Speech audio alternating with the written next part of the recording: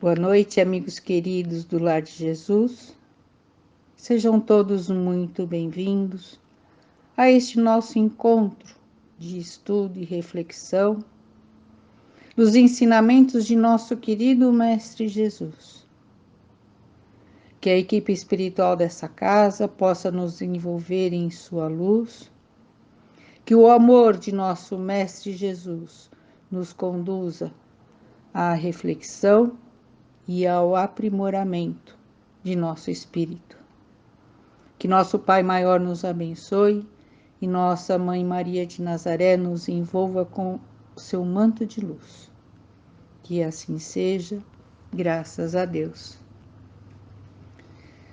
A lição de hoje vem do livro Caminho, Verdade e Vida, do Espírito Emmanuel, psicografado por Chico Xavier. O item de número 103, Estima do Mundo. Se chamaram Beelzebu ao pai de família, quanto mais aos seus domésticos.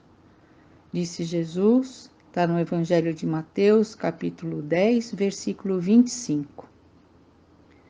Muitos discípulos do Evangelho existem, ciosos de suas predileções e pontos de vista no campo individual.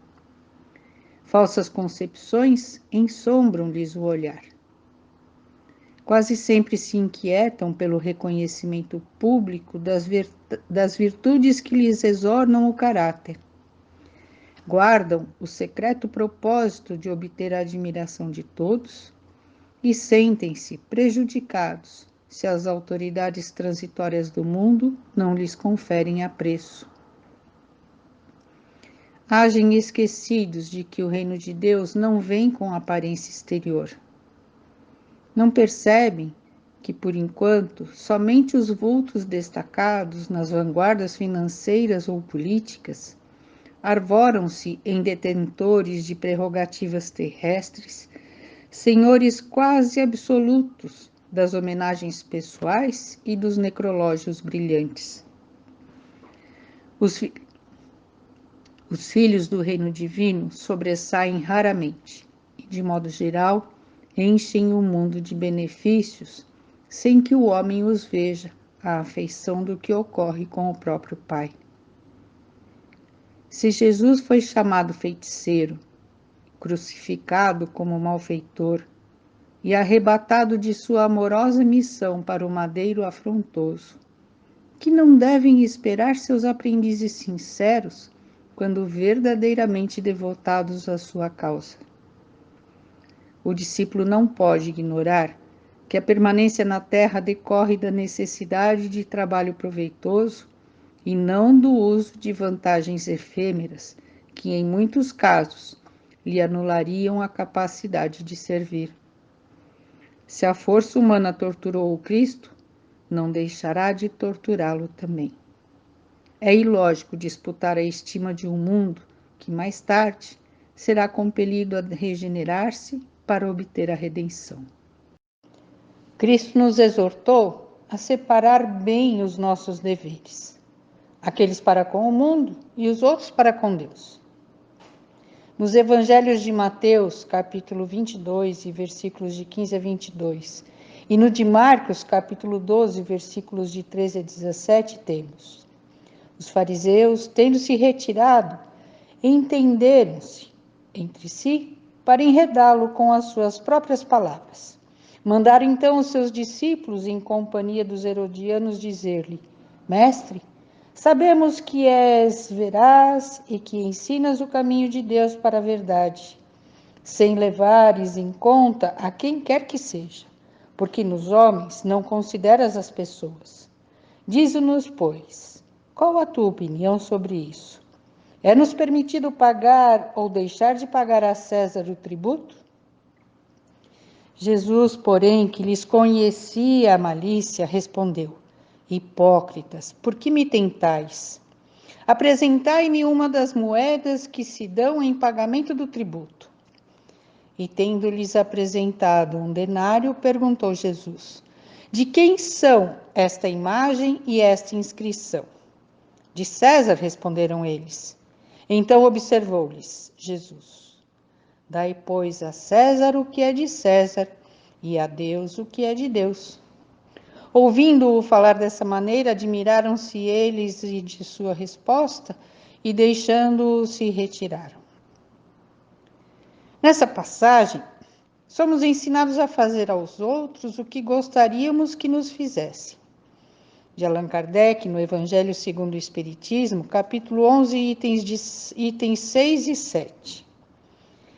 Cristo nos ensinou a dar valor na vida futura, cumprir nossos deveres consonantes à nossa liberdade e compromisso com a nossa evolução. Ninguém pode servir a dois senhores, porque ou odiará um e amará a outro, ou se prenderá a um e desprezará o outro. Não podeis servir simultaneamente a Deus e a Mamon.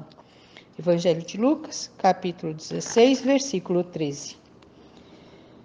Não podemos, para nossa evolução espiritual, nos preocuparmos com a estima do mundo, mas com a estima de Deus, que é o único que verdadeira e absolutamente nos julga em nossas ações. A vida física é passageira e tem um objetivo primeiro que encontramos no Livro dos Espíritos, na questão 132. Qual o objetivo da encarnação dos espíritos? Deus lhes impõe a encarnação com o fim de fazê-los chegar à perfeição. Para uns é expiação, para outros missão. Mas para alcançarem essa perfeição, tem que sofrer todas as vicissitudes da existência corporal. Nisso é que está a expiação. Visa ainda outro fim, a encarnação, o de pôr o espírito em condições de suportar a parte que lhe toca na obra da criação.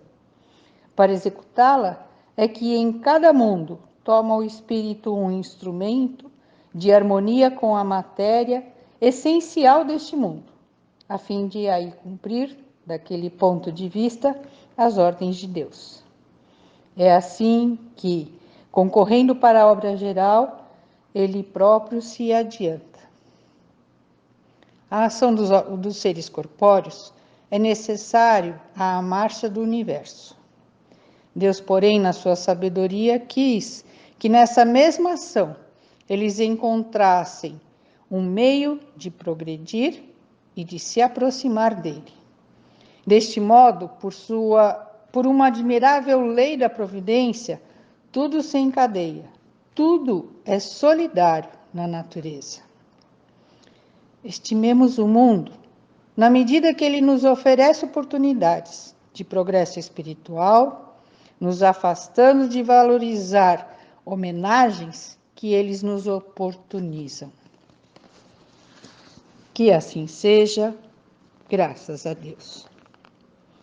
E a partir deste momento, fortalecidos e harmonizados com Deus, nosso Pai, Jesus e todas as equipes espirituais desta casa, nós vamos vibrar.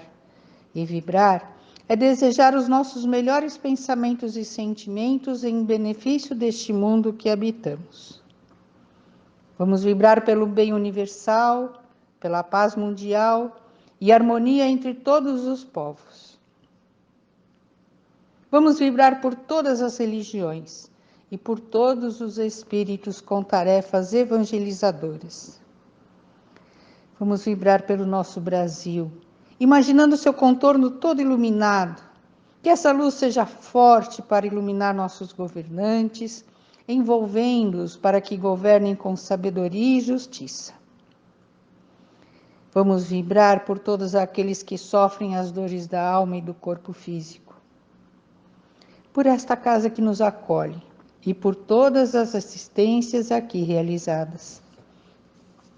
Vamos vibrar por todos os lares da terra, principalmente por aqueles que se encontram em desarmonia, pelos nomes colocados na caixa de vibrações, para que sejam envolvidos em bênçãos de paz, amor e alívio.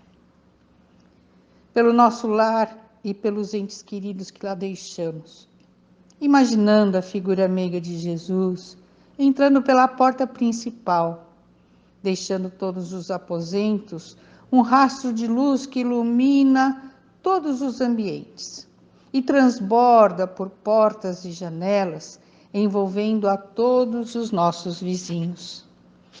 Vibremos por todos os nossos irmãos, principalmente os que se encontram enfermos. Vibremos por todos nós que estamos aqui reunidos, em nome de Jesus, para que nos mantenhamos em serenidade, fortalecidos na fé e confiança. Que recebamos neste momento as bênçãos do alto, com energias benéficas de sustentação e amparo. Que assim seja, graças a Deus.